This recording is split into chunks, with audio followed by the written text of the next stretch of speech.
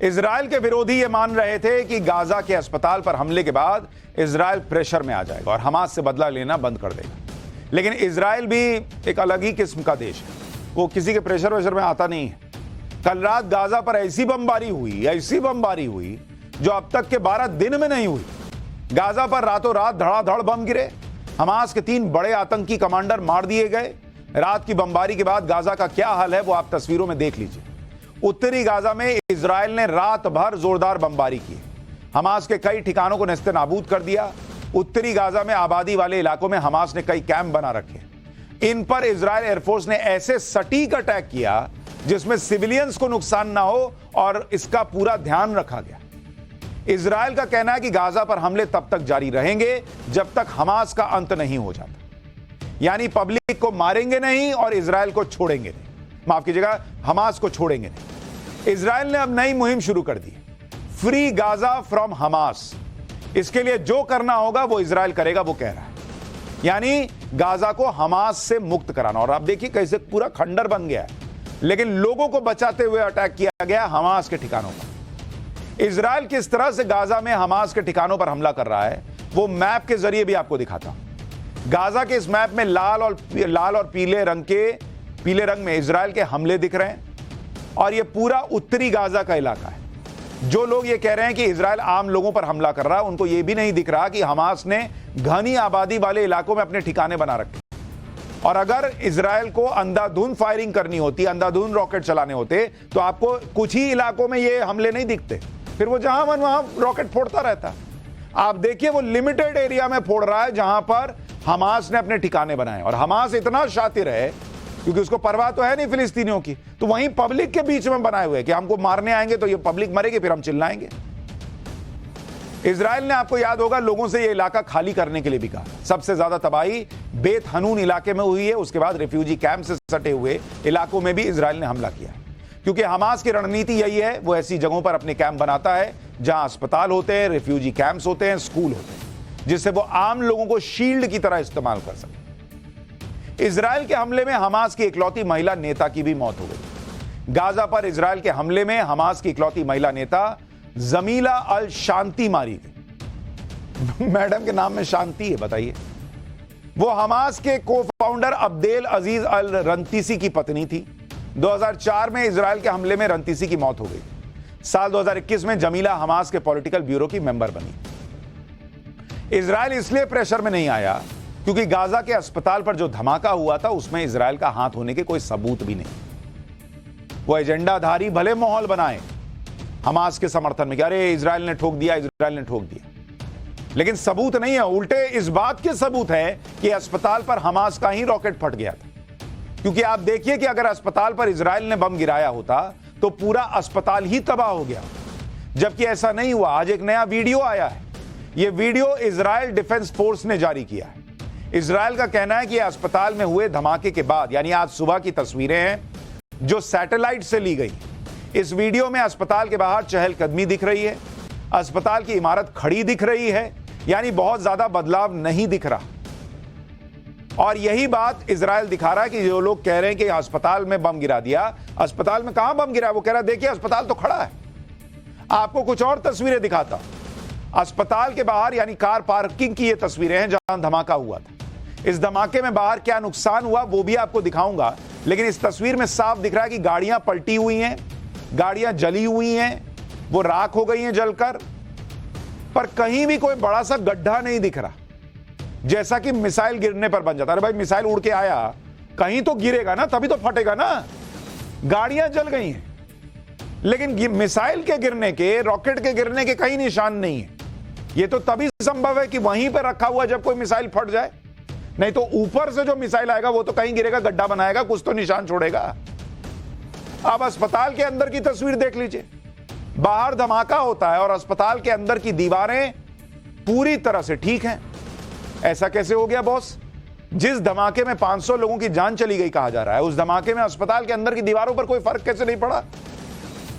अगर रॉकेट अस्पताल में नुकसान पहुंचाने के लिए गिराया गया था, कैसे अस्पताल के अंदर जो है वो चीजें ठीक दिख रही हैं? अस्पताल की बिल्डिंग कैसे दिख रही है? अब यह देखिए कि इस धमाके में अस्पताल के बाहर क्या नुकसान हुआ। इस तस्वीर में धमाके से अस्पताल के बाहर हुआ नुकसान आपको साफ नजर आएगा। बाहर वाली तस्वीर अभी नहीं आई है, वो डालिए अगर आती है तो उसमें बाहर में दिख रहा है कि वो जो नुकसान हुआ है वो बाहर हुआ है, अस्पताल के अंदर नहीं हुआ। ये बाहर की तस्वीर देखिए। अस्पताल परिसर में एक इमारत की खिड़कियां टूट गई हैं, सड़क पर छोटा सा गड्ढा दिख रहा है, पलटी हुई कार और जली हुई गाड़ियां दिख रही हैं, छतों की टाइलें टूटी हुई दिख रही हैं, जबकि दावा यह किया गया था कि पता नहीं कितनी बड़ी मिसाइल या बम से इजराइल ने हमला कर दिया अस्पताल पर, जिससे सैकड़ों लोगों की मौत हो गई। अब अस्पताल की सैटेलाइट तस्वीर भी देखिए, इसमें धमाके वाली जगह तो दिख रही है, लेकिन अस्पताल परिसर में आसपास की इमारतें सही सलामत दिख रही। भाई ये कौन सा हमला था जिसमें 500 लोग मर गए लेकिन इमारत को कुछ हुआ ही नहीं? 500 लोग क्या पार्किंग में खड़े थे? इसलिए जो ये तस्वीरें हैं वो ये गवाही दे रही हैं कि जो इजराइल का दावा है कि हमास का ही कोई रॉकेट वहां से दाग रहे थे, वो फट गया या वहीं पर आकर मिसफायर हो गया और फट गया, ये ज्यादा पुख्ता दिखता है। क्योंकि और जो चीजें दिख रही हैं वो तो इसी तरफ इशारा कर रही हैं कि गाजा का रॉकेट ही फिलिस्तीनियों की जान ले रहा था। गाजा के अस्पताल पर हुए हमले की सच्चाई धीरे धीरे अब सामने आ रही है और इस हमले के बाद जो सवाल उठ रहे हैं उनमें इजराइल का कहना है कि अस्पताल में 500 लोगों की मौत का दावा गलत है। 500 लोगों की मौत हुई है तो उनके शव का, रॉकेट गिरने से अस्पताल में आग लगी, मिसाइल गिरती तो वहां गड्ढा बन जाता। इजराइल के इस पॉइंट पर कोई कुछ बोल भी नहीं रहा। इजराइल जब पूछ रहा है कि 500 लोगों की मौत हुई तो उनकी लाशें कहां हैं, दिखाओ, तो उस पर कोई जवाब हमास या फिलिस्तीन की तरफ से नहीं आ रहा। गाजा के अस्पताल पर हमला हुआ तो फौरन इकोसिस्टम एक्टिव हो गया और हमास के हमदर्द चिल्लाने लगे कि इजराइल ने अस्पताल पर हमला करके निर्दोष लोगों को मार दिया, जबकि इसके कोई सबूत नहीं मिले। लेकिन जब हमास ने इजराइल के एक अस्पताल को निशाना बनाया तो कोई नहीं बोला।